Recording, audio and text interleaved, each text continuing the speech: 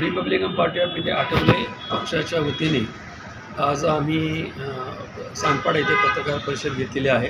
त्या पत्रकार परिषदेचा जो मुद्दा आहे त्या मुद्द्यामध्ये एक सिडको नियंत्रण विभागाकडून परिपत्रक निघालं होतं की अनधिकृत ज्या बिल्डिंगी झाल्या त्या बिल्डिंगच्या ज्या घरं आहेत ती नोंदणी करू नका असं त्यांनी सहजिल्हा निबंधक वर्ग 1 त्यांना दिलं होतं।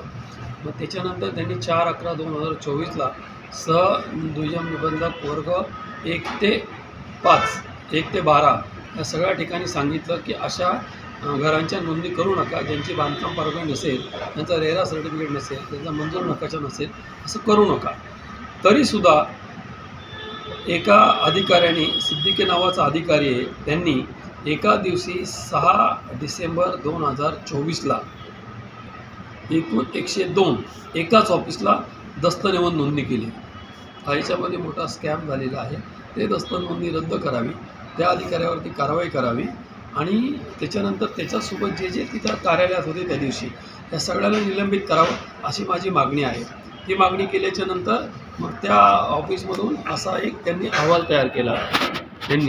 यांचे जे मेन आहेत राजपूत साहेब, नारायण राजपूत, सहजिल्हा निबंधक वर्ग जिल्हाधिकारी, त्यांनी हा अहवाल काढला।